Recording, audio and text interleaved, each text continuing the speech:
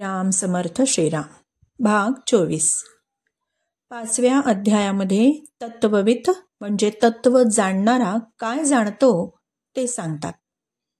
अज्ञानी माणसं आत्म्याला कर्ता मानतात.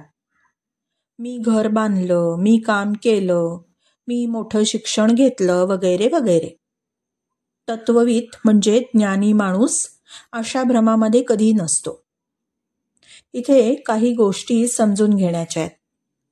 पुरुष आणि प्रकृती या दोघांच्या संयोगाने ही सृष्टी निर्माण झाली. आपल्याही शरीरामध्ये पुरुष आणि प्रकृती आहेत. पुरुष म्हणजे क्षेत्रज्ञ, प्रकृती म्हणजे क्षेत्र.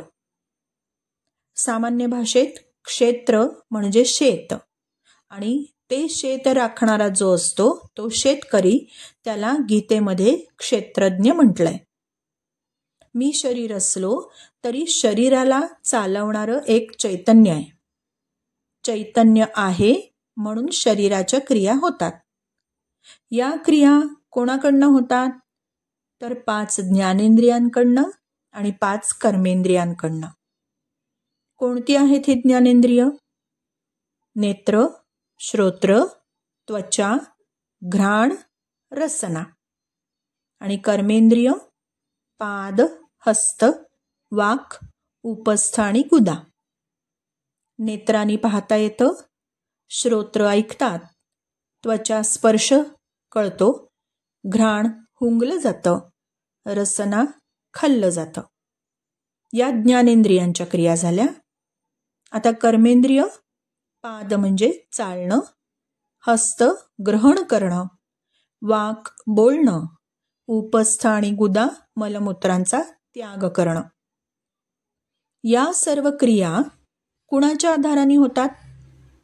पाय काही स्वतःहून चालायला जात नाही, त्याला चालवणारा कुणी असतो.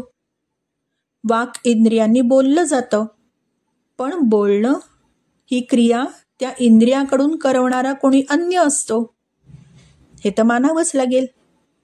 नाहीतर प्रेताला अग्नी दिल्यावर हातपाय तिथेच असतात, तोंड तिथेच असतं, पण जाळल्यावर तो ओरडत नाही की मला चटके बसतायत, हे ते बोलत नाही तो. मग त्यात असं काय होतं की जे आता नाहीये? चालणं, बोलणं, पाहणं, भोजन करणं या सर्व क्रिया कोणाच्या तरी अधिष्ठानाखाली होत असतात, आणि ते अधिष्ठान म्हणजेच चेतन तत्व. तोच पुरुष, तोच क्षेत्रज्ञ. त्याच्यामुळे क्रिया होतात, पण तो काहीच करत नाही. तो असतो म्हणून क्रिया होतात, पण तो करत नाही. मग करतं कोण? ती प्रकृती करते, ती क्रियाशील असते. आणि हा पुरुष किंवा चेतन तत्व क्रियाशील नसतो, तो क्रियारहित असतो. आणि तत्वविद जो असतो ना, तो इंद्रिय, अंतःकरण इत्यादींशी कधीही आपला संबंध मानत नाही. म्हणून तो तत्वविद म्हणजे तो ज्ञानी कधी करता समजत नाही स्वतःला, म्हणून त्याला करते पण नाही. श्रीराम समर्थ श्रीराम.